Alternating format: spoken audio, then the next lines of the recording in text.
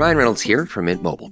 I don't know if you knew this, but anyone can get the same premium wireless for $15 a month plan that I've been enjoying. It's not just for celebrities. So do like I did and have one of your assistants switch you to Mint Mobile today. I'm told it's super easy to do at mintmobile.com/switch. Upfront payment of $45 for 3-month plan, equivalent to $15 per month required. Intro rate first 3 months only, then full price plan options available. Taxes and fees extra. See full terms at mintmobile.com. Saturday presents, in the red corner, the undisputed, undefeated Weed Whacker Guy. Champion of hurling grass and pollen everywhere. And in the blue corner, the challenger, extra strength, Saturday. Eye drops that work all day to prevent the release of histamines that cause itchy allergy eyes. And the winner by knockout is Saturday. Saturday, bring it on. Welcome back, True Crime Army. I am your host, Margot, and this is Military Murder, a show where I focus on crimes committed by military members and veterans. But don't worry, you don't have to know anything about the military to listen, I promise. You just have to be a true crime enthusiast, and if that's you, welcome home. Well, True Crime Army, we meet again. I must say that I am appalled at the amount of podcast fans who had never heard the Stephen Schapp Gregory Glover episode of my podcast. I'm talking long-time listeners actually reached out to me last week to tell me how crazy they thought that case was. And my immediate response was, excuse me, what? You hadn't gone back to listen to the show from episode 1 through 100 and whatever we're at now?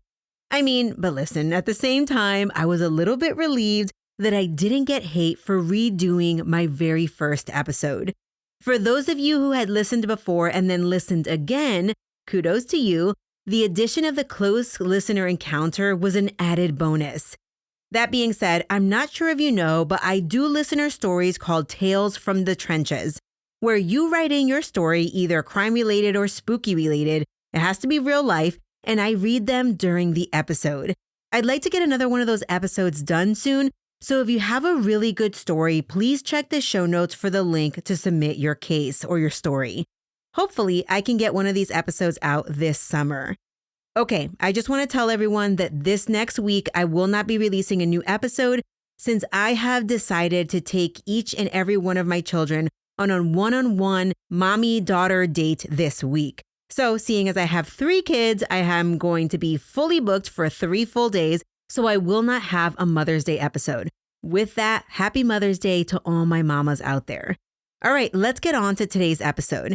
Today's case is out of Fort Campbell, and it is one of the most senseless crimes I have ever heard of. And to think that the crime was committed by an active duty soldier will make your stomach turn. But then again, don't all these cases make you sick?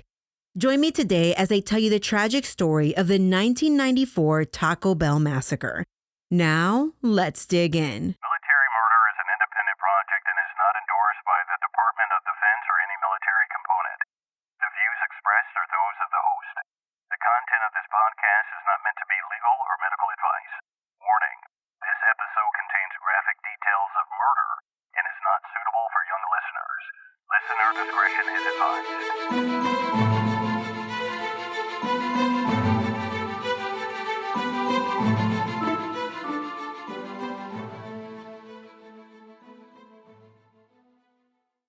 Taco Bell is a staple for a lot of fast food lovers, promising crunchiness in every bite and quick service at affordable prices. While Taco Bell has never been my go-to fast food joint, it is popular, especially due to its marketing campaigns and partnerships with brands like Pepsi and Doritos. Well, it's the Taco Bell in Clarksville, Tennessee, right outside of Fort Campbell, Kentucky, where our case is set today. Taco Bell is a good place to work as a teen or in your early 20s, or even part-time as a young soldier. It offers great and diverse hours and decent pay, and let's not forget the free or discounted food. John Arthur Ballard was a shift manager at Taco Bell located at Riverside. In the wee morning hours of January 30th, 1994, John wasn't scheduled to work, but like most good employees, he swung by the drive-thru of the Taco Bell to check on the closing manager. Her name was Marsha Klopp, and it was only her second time as closing manager.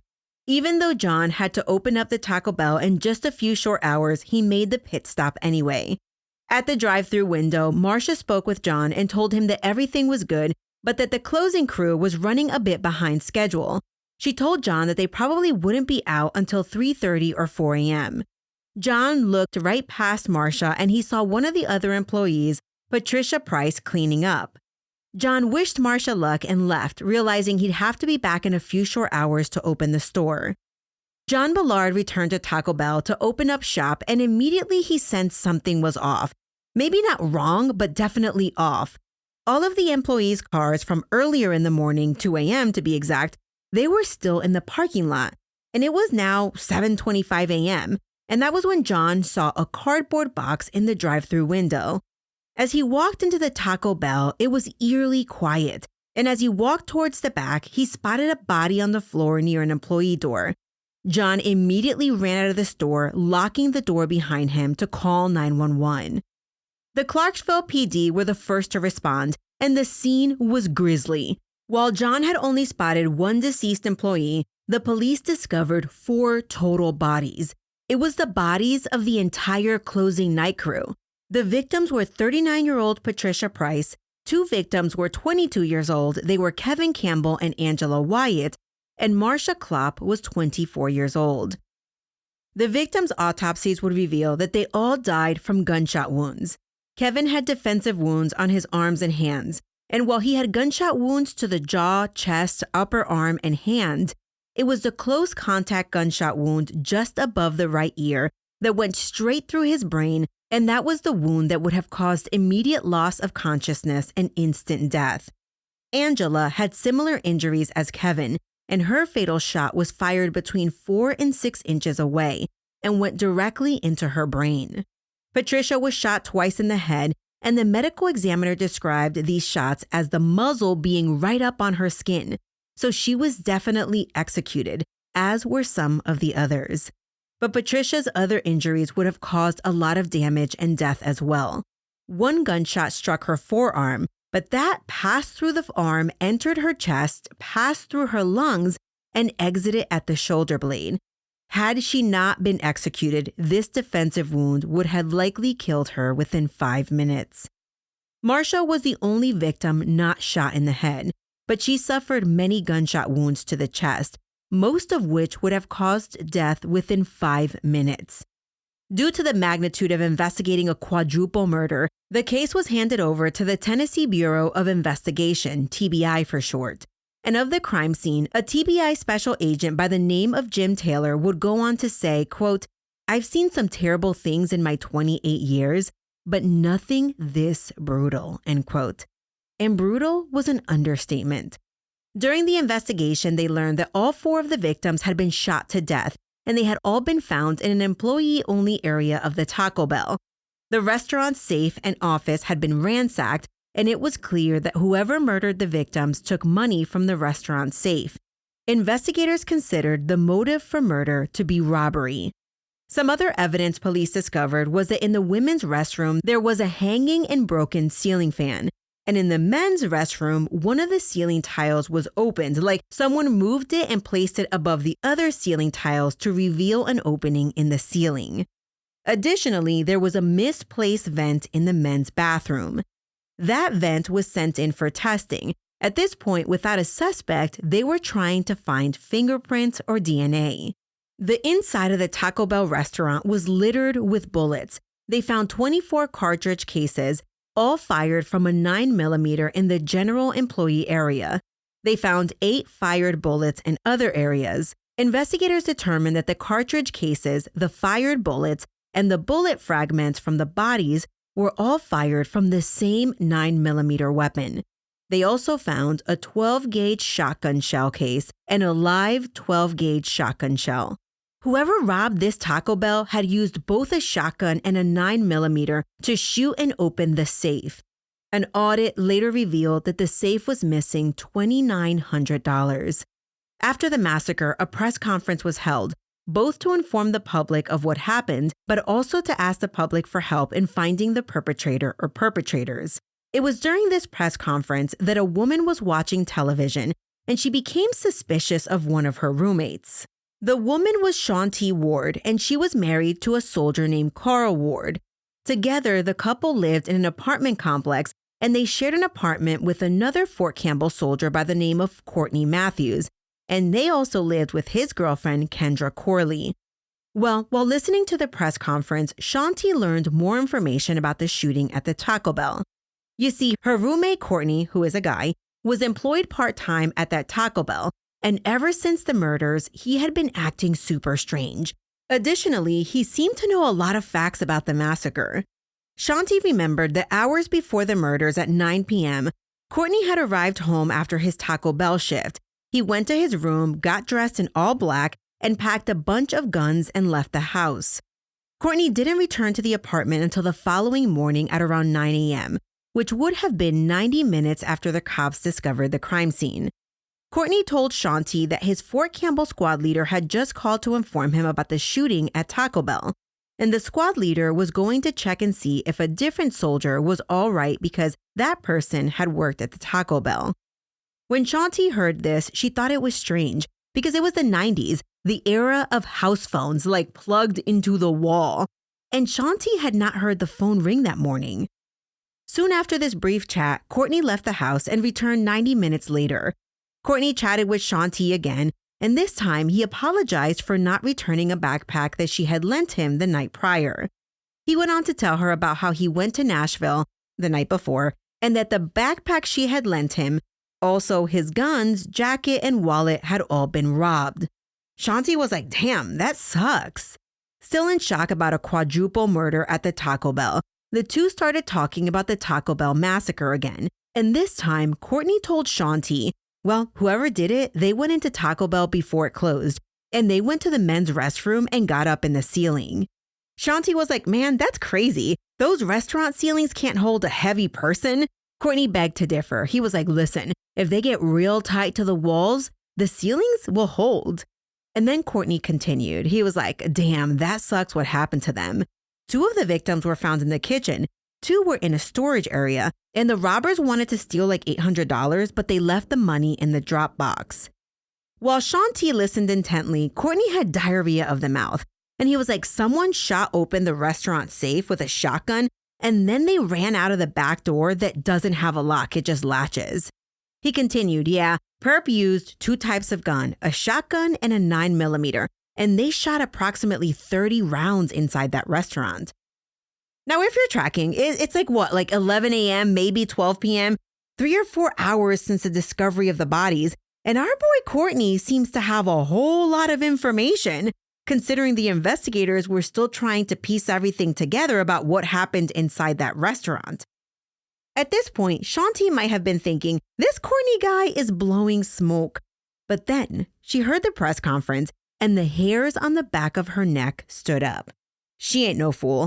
She confronted Courtney. She was like, Courtney, you know an awful lot of information about the massacre at the place where you work. And Courtney laughed it off. Who, me?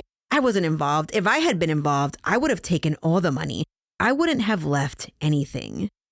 Courtney did point out to Shanti that the panic buttons at the restaurant were not functioning properly on the night of the massacre. I am sure that Shanti shared her concerns about her roommate with her husband, but still she continued to feel out the situation.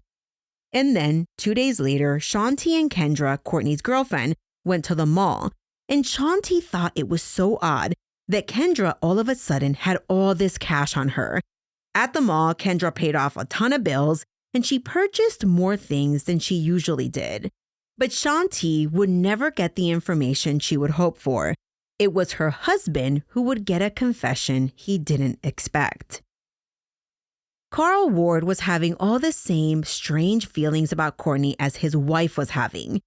Carl recalled that the night before the murders, Courtney worked at the Taco Bell and returned home between 8:30 and 9:30 p.m.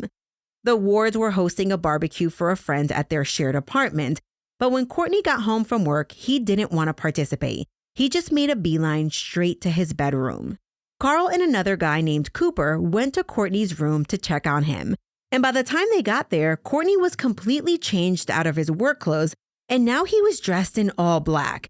He was wearing a black jogging suit, and over top of his jogging suit, he had an entire other outfit. He had on black denim pants, a white shirt, a tie, and a black denim 3/4 length jacket. It seemed a little odd. As Courtney got dressed, he looked over at the guys and said, "Pay attention, people. You won't be seeing this clothes anymore." Once dressed, Courtney packed his 9mm handgun, a shotgun, and another handgun. It was either a 22 or a 25, and he also packed some ammo all into a black backpack. Carl was just watching this, and Courtney offered up that he was heading to Nashville to sell the guns. Okay, strange. It's 9 p.m., but even more strange, while Courtney handled his guns, he wore white surgical gloves and he wiped all of his weapons clean of fingerprints. Now, if this doesn't scream red flag, I don't know what does. Before leaving the apartment, Courtney grabbed a black bowling ball and told Carl that he was taking the bowling ball so that he could lie to police and tell them that he was going bowling if he was to be stopped by the cops. Courtney then left his apartment with his packed items and bags, but he strategically left behind his driver's license, his bank card, and other random papers he had in his wallet. The following morning, when Courtney told Carl that there was a murder at the Taco Bell, Carl recalled that Courtney broke down crying, and while crying, he said, someone broke into Taco Bell and hid in the ceiling. Again, there are a million ways to break into a Taco Bell, and not sure everyone knew that the perp in this particular case had actually hid in the ceiling. In addition to this statement, Courtney told Carl that 30 shots had been fired inside the restaurant. Carl comforted Courtney, but Carl noted something on Carl that he hadn't noted the night prior. Courtney had scratches on his face, and he had gasoline and gas stains on his clothing. Carl was like, "What happened to your face?" Courtney then told Carl that he had lost his guns, jacket, and wallet during a scuffle the night prior with 3 unknown assailants at a gas station. Now, I presume that Carl and Shanti, the married couple, were both talking to each other about how strange Courtney was acting. But Courtney's odd behavior came to a head on February 1st, 1994.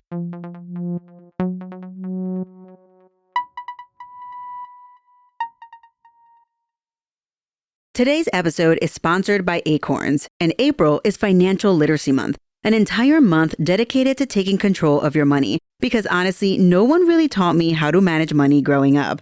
I didn't learn about investing until I was well into adulthood. But what I love about Acorns is that it makes it easy to start saving and investing for your future in just 5 minutes. I know, April is an entire month, but you don't need an entire month to learn. You don't need to be an expert. Acorns recommends a diversified portfolio that matches you and your goals. You can start with just your spare change, and you don't need a lot of time. Setup takes just 5 minutes because I know that your time is precious.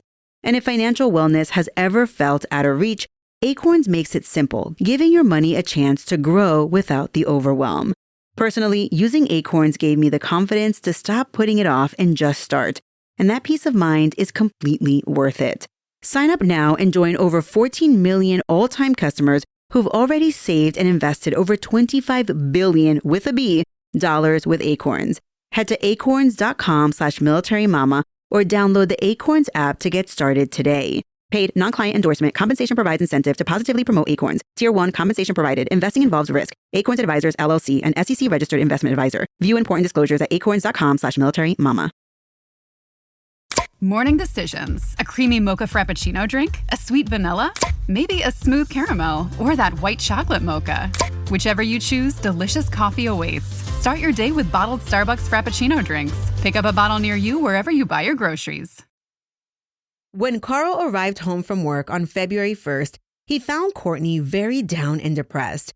Courtney was so distraught that he gave Carl a very emotional bear hug. After the hug, Courtney went back to his room. A short while went by and Carl called out to Courtney. Not getting a response, Carl knocked on his bedroom door and then opened it, and that's when he saw the blood. Courtney was sitting in his room. He had slit both of his wrists with a box cutter. Carl immediately went into stop the bleeding mode, while Courtney babbled on. Courtney said, "I don't deserve to live. I ain't shit. I hurt 4 people. I killed 4 people. Courtney Mathews was taken to the hospital to be treated, and before he was released from the hospital, he was arrested for the Taco Bell quadruple murder. Courtney B. Mathews was born on November 24, 1974, in the Bronx, New York. When Courtney was a young boy, his parents split up and he divided time with both parents. When Courtney was 6 years old, his mother died of cancer and Courtney moved in permanently with his father. At such a young age, Courtney didn't understand why his mother never came home, and he would often ask when she was returning. Courtney appeared to have grown up in a loving home, and he wrestled and weightlifted in high school. He graduated in '92 but was soon in trouble with the law. Courtney Mathews was arrested for burglary, possession of stolen property, and disorderly conduct. It was around this same time, while still living in New York, that Courtney's father got injured on the job and they relocated to Tennessee. Moving from New York to Tennessee wasn't all it was cracked up to be. So, wanting a way out, Courtney joined the Army in December of '92. And lucky for him, he was assigned right outside of Tennessee at Fort Campbell. I say that sarcastically because I always feel bad for people who join the military to see the world, and then they either get stationed in their home state or in the middle of nowhere America.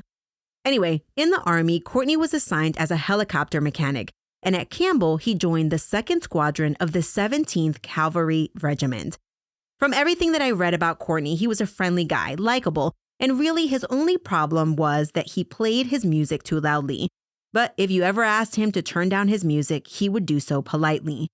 Also, kind of something I found little to no information about, but apparently before leaving New York or while in New York, Courtney got married to a woman named Jessica. Courtney was only 19 at the time of the massacre, so it's unclear when he would have had enough time to get married. But as you probably imagine, since Courtney was now living with a girlfriend named Kendra, the relationship between Courtney and his New York wife was estranged. In fact, months before the quadruple murder, during an argument at his apartment with his visiting wife Jessica, Courtney shot his weapon into the floor, but thankfully no one was injured. Speaking of guns, weeks before the quadruple murder on December 22, 1993, Courtney's friend and fellow soldier Fitz helped Courtney purchase a 9mm handgun. You see, Courtney wasn't of age and couldn't purchase his own gun. It's unclear if Courtney gave his friend money, but I'm assuming he did. His friend's name was Fitz, and Fitz would later reveal to investigators that he watched as Courtney purchased ammunition for the gun. Courtney told Fitz that he wanted the gun for home security, but after this, Courtney carried his gun almost everywhere. But the strangest thing is that Fitz recalled that Courtney shaved the serial number off of the handgun. As reported by the Leaf Chronicle, on January 17, 1994, Courtney borrowed his friend's rental car, and while driving around town, Courtney got into a no-kidding car accident with a police officer.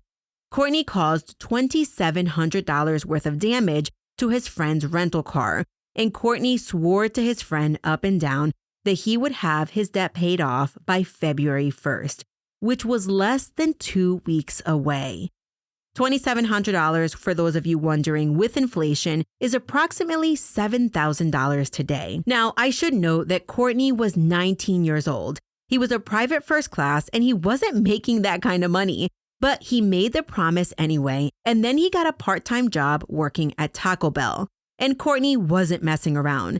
The accident took place on January 17th, and by the 19th, Courtney had been hired on by the assistant manager, Deanne Marie. Deanne would later reveal that while giving Courtney a tour of the Taco Bell, he seemed like a very inquisitive young man. He asked a ton of questions, none of which she felt inclined not to answer. Some of the questions that Courtney asked were things like, "Can you tell me more about the building structure? What are the after-hour procedures involving off-duty employees? What are the closing procedures?" He asked about security cameras, roof accessibility, and even asked, "So, do we store anything in the drop ceilings?"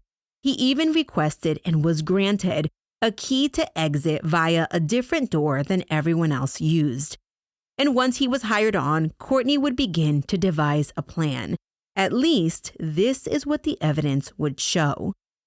On January 21st, 1994, allegedly, just 2 days after being hired and receiving a pretty thorough tour of the Taco Bell, Courtney was allegedly at a party where partygoers overheard Courtney say that he was thinking about robbing a place and that he had the perfect place in mind, the Taco Bell he was working at.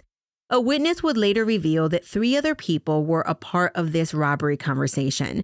3 men, their names or go-by names were Kevin Tween, David Housler, and Box Train. Yes, Box Train was probably a nickname. Back at the base, Courtney had been letting on to some people that something big was going to happen the weekend of the murders. Once, while working in the mailroom with a fellow soldier, he asked out loud if the mailroom safe could be shot into. After that conversation, Courtney gave his coworker the good old wink, wink, elbow, elbow, and said something big was going to happen that weekend. As investigators looked more into Courtney, they learned that on the day before the murders, that took place around 2 to 3 a.m.-ish, Courtney started his shift at 2:10 p.m. He worked straight through to his break at 7:39 p.m. and then clocked in 30 minutes later at 8:12 p.m. His shift ended promptly at 9:11 p.m., and he arrived home at about 9:30 p.m. His apartment was really just down the street. A key witness in this case was another Taco Bell employee by the name of Jay Walker. Jay Walker worked the 7 p.m. shift on the 29th of January. Her shift ended at midnight on the 30th. As she clocked out, she looked around the dining room and noticed that there were no more customers. The doors were locked, and then she exited the Taco Bell. As she exited, she saw Courtney Mathews crouching near some trash cans outside. Walker remembered him working earlier in the night, and she looked at him and said, "I thought you were gone." To which Courtney responded, "I am gone. You don't see me." Jay Walker left, but Courtney was still hiding and she never saw him leave. Which, if I could pause here for just a second, how eerie is this? I mean, super weird, kind of creepy, but if Courtney did commit this heinous crime, it's crazy that he let Jay Walker see him and then he let her just walk away.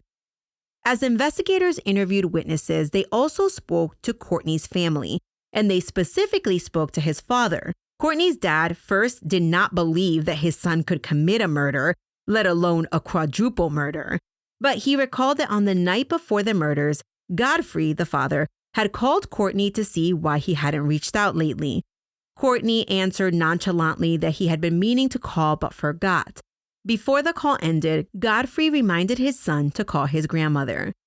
Godfrey further told investigators that his son couldn't have committed the crime because his son was at a Nashville nightclub called the Midnight at the Oasis. Investigators found this interesting, considering one of Courtney's other relatives tried to give him an alibi, claiming that Courtney was at a different nightclub in Louisville, Kentucky that night. So I guess these relatives should have gotten their story straight before talking to the investigators.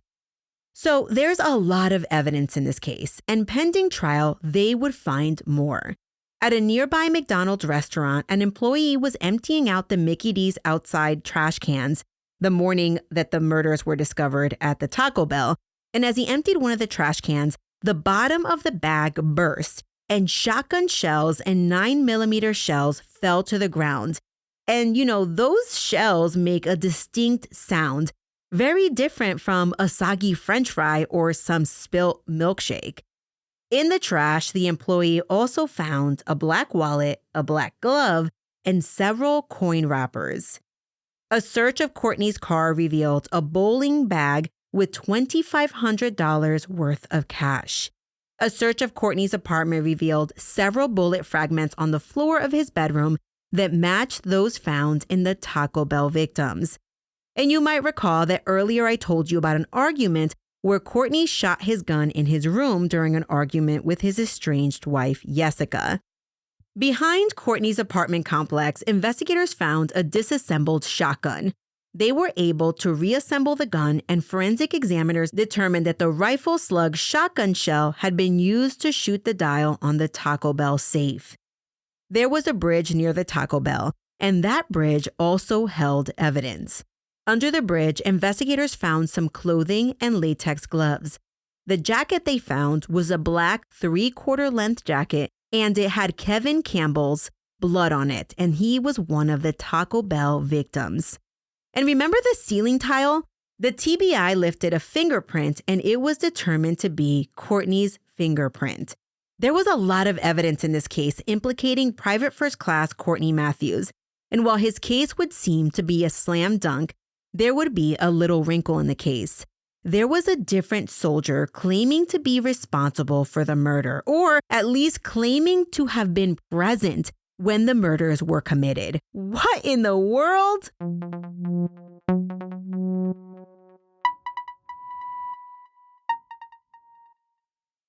Hello, Nigel here. I couldn't help noticing that you're still awake. Now, I'm an owl. I'm supposed to be up at night, but you need your sleep. So if it's your allergy symptoms that are keeping you up, here's a word to the wise. Try Xyzal. You see, Xyzal works fast to relieve sneezing, runny nose, itchy watery eyes, and itchy nose and throat. And it keeps going strong for 24 hours, so you can get your sleep and wake up refreshed and ready for a productive day ahead. Be wise, all. Take Xyzal at night. Use as directed. Starts working in 45 minutes. The #1 selling product of its kind with over 20 years of research and innovation. Botox Cosmetic, onabotulinum toxin A, is a prescription medicine used to temporarily make moderate to severe frown lines, crow's feet, and forehead lines look better in adults. Effects of Botox Cosmetic may spread hours to weeks after injection, causing serious symptoms. Alert your doctor right away as difficulty swallowing, speaking, breathing, eye problems, or muscle weakness may be a sign of a life-threatening condition. Patients with these conditions before injection are at highest risk. Don't receive Botox Cosmetic if you have a skin infection. Side effects may include allergic reactions, injection site pain, headache, eyebrow and eyelid drooping, and eyelid swelling. Allergic reactions can include rash, welts, asthma symptoms, and dizziness. Tell your doctor about medical history, muscle or nerve conditions including ALS or Lou Gehrig's disease, myasthenia gravis, or Lambert-Eaton syndrome, and medications, including botulinum toxins, as these may increase the risk of serious side effects. For full safety information, visit BotoxCosmetic.com or call 877-351-0300. See for yourself at BotoxCosmetic.com. Courtney Mathews was represented at trial by attorney Isaiah Gant, and Gant told the jury that this was a horrid crime, no question about it. But his client was not the perpetrator, and the investigators were the ones who got tunnel vision. For starters, remember that party 2 days after Courtney was hired at Taco Bell where people claimed to have heard him say that he was going to rob the Taco Bell or that he wanted to rob the Taco Bell or words to that effect? Well, the defense found partygoers who took the stand to say that Courtney was not at that party, so it was impossible for anyone to have overheard him say anything. In fact, apparently, Courtney was working at Taco Bell and his punch card said he worked from 6:23 p.m. until 3:14 a.m. on January 21st. There was another witness who was driving by the Taco Bell at 2 a.m. on the mornings of the murders, and that witness recalled seeing a white man standing inside the restaurant who didn't look like Courtney because Courtney was a black male. And finally, the defense entered a charge agreement into evidence. This was a document signed by the state of Tennessee and a different soldier named David Housler. And this document basically said that David Housler was agreeing to plead guilty to conspiracy to commit the murder of the Taco Bell Massacre. Say what now? What does this David Housler guy have to do with the murders? Well, I'll talk about him in a minute. The jury didn't have any more evidence on this, so they had to decide a verdict on the evidence that they had against Courtney Mathews. Fingerprints in a ceiling tile, not an ordinary place where employees go touching, matching shell casings, one of the victim's blood on a jacket that was last seen on Courtney, suspicious activity, admissions saying I killed 4 people. You have to wonder, what would the jury decide? The jury decided that Courtney B. Mathews was guilty of 4 counts of first-degree murder. He was also convicted of 1 count of especially aggravated robbery. At sentencing, all of the victims' families took an opportunity to remember their loved ones, and they also remembered the ridiculous reason for their death. In cases motivated by murder, I always stop to wonder what a loved one would give to bring someone back. And to think that Courtney got away with less than $3,000, yet he killed 4 people.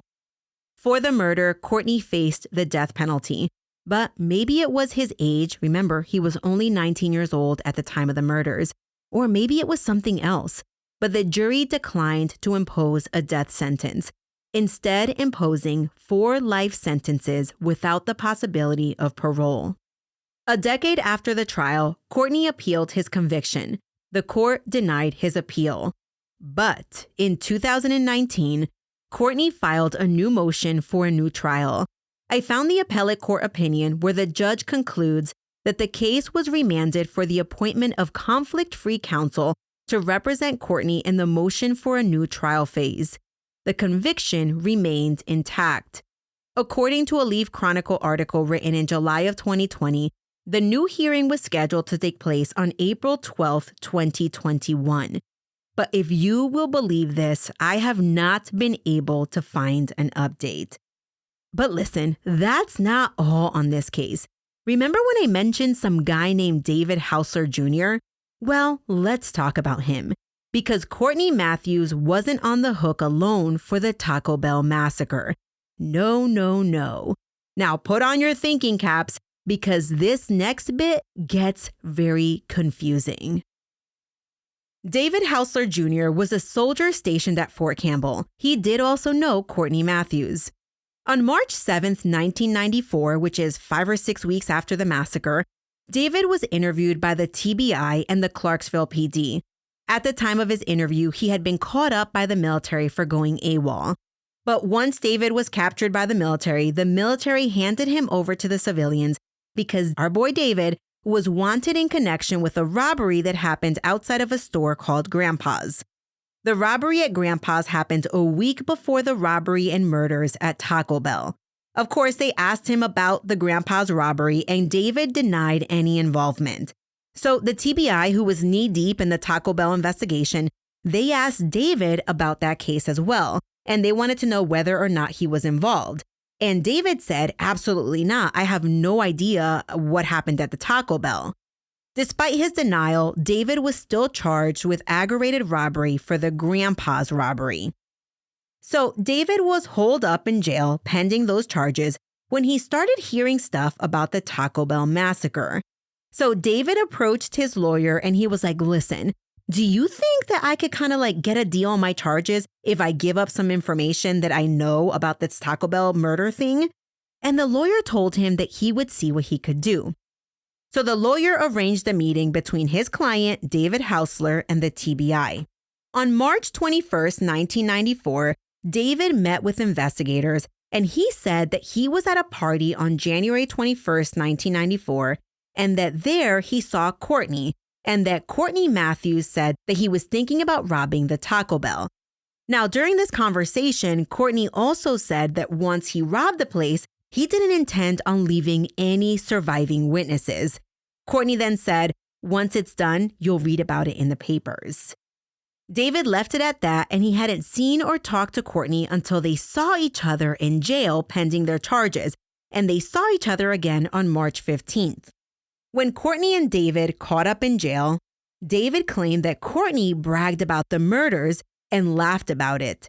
During his statement to police, David did have to admit that when he first was interviewed by the cops, he hadn't told the entire truth because remember, he had said he had no idea what they were talking about, this Taco Bell thing. So the investigators tended to believe David, and with his statement, they released him on bond, and David was allowed to return across the border to Kentucky.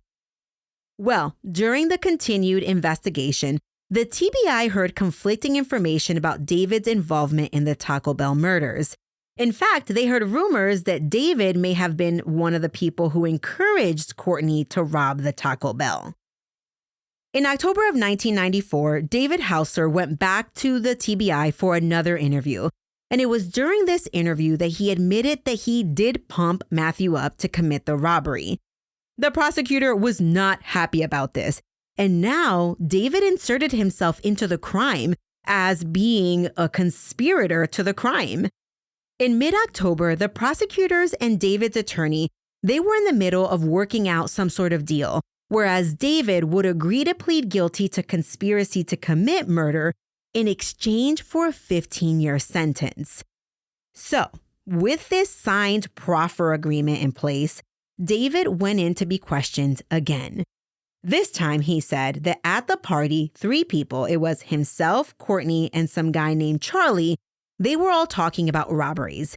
David was bragging about the Grandpa's robbery, and this is when Courtney started puffing out his chest about wanting to rob the Taco Bell. During this conversation, David called Courtney's bluff, and he was like, I don't think you'll do it, chicken, or words to that effect. And then David said, okay, if you do it, I'll come with you. Which, by the way, all I know is that David's attorney sucks. He really should have had his client on lock. He should have known every word his client was going to utter during that interrogation.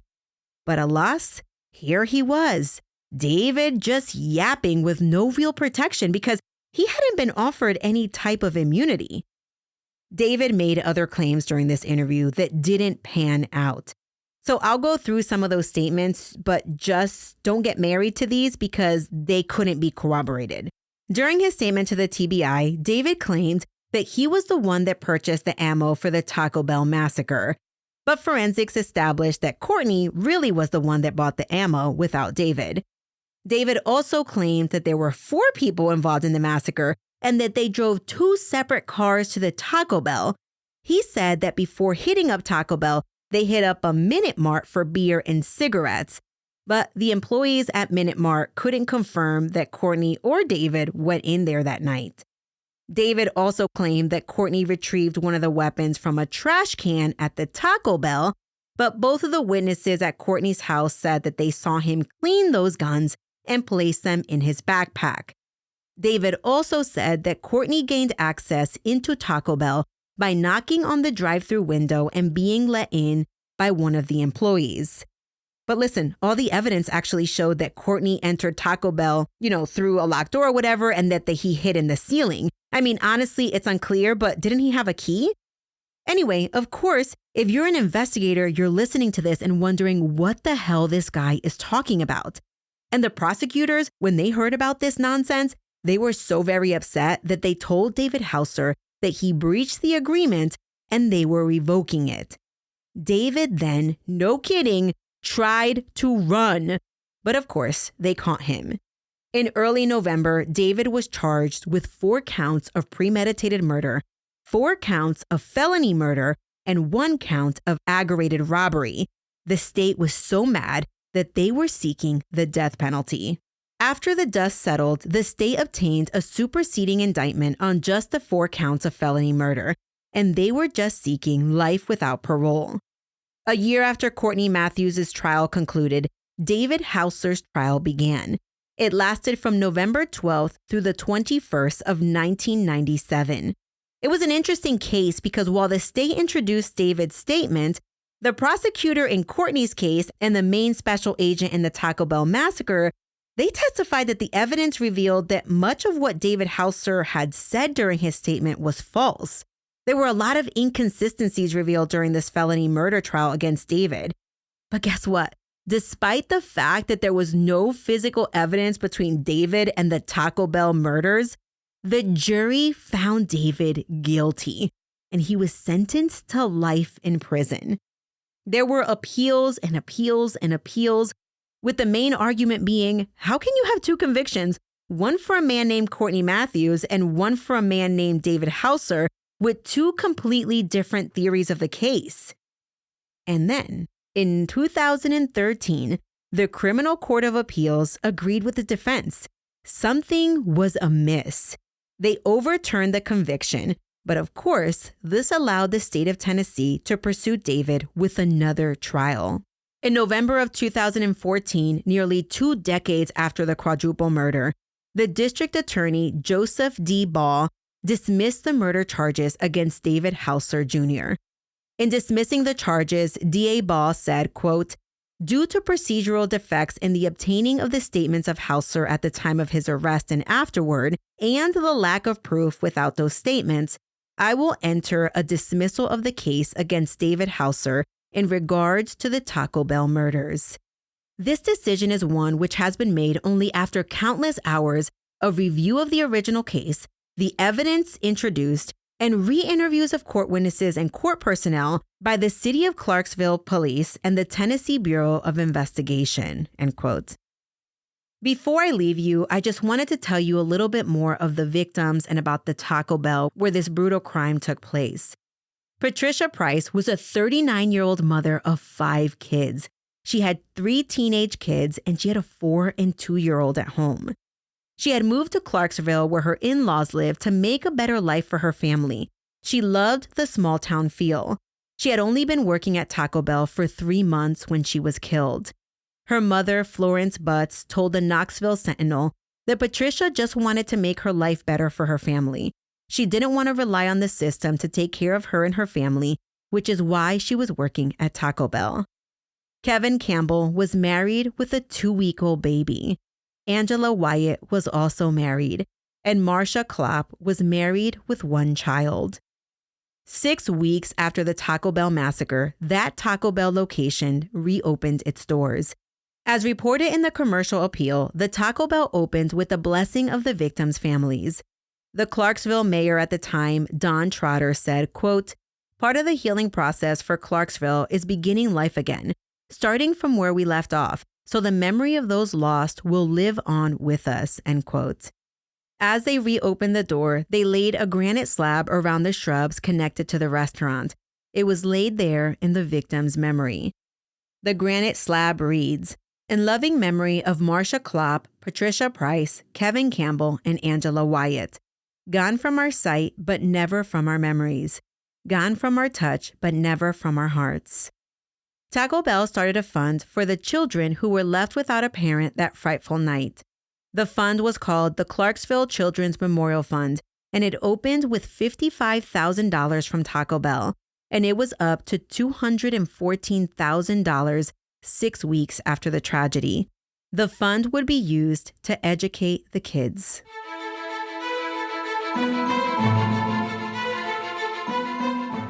True Crime Army, this case brought it back to the roots of this show. If you see something, please call it out for what it is. In this particular case, the perpetrator, Courtney Mathews, told various people his intent to rob Taco Bell. His own roommates saw him get all dressed in black and load all his guns and be on his way. And not to blame anyone but the perpetrator, I just wonder what could have happened if someone tried to snap some sense into this guy. It really could have changed so many lives. Anyway, I appreciate you all for joining me for another week of Military Murder. As I mentioned earlier, I am taking next week off to dedicate one entire day to each one of my daughters for Mother's Day.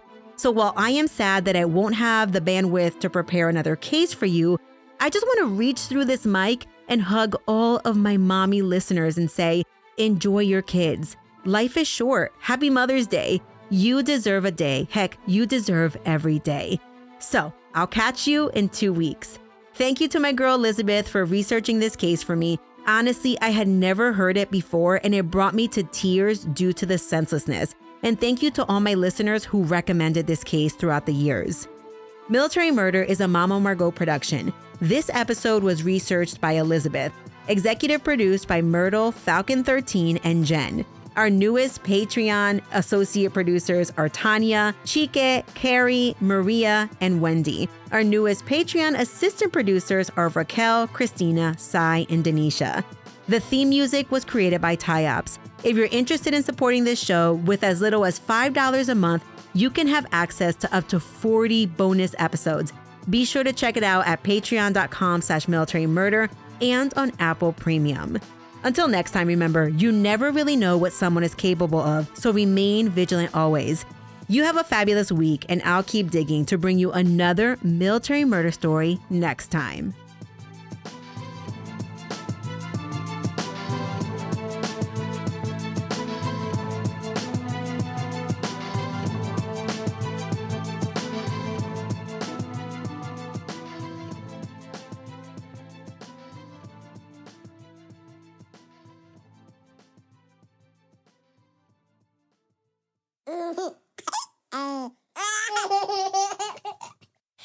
Mama's working on her podcast. I don't want to.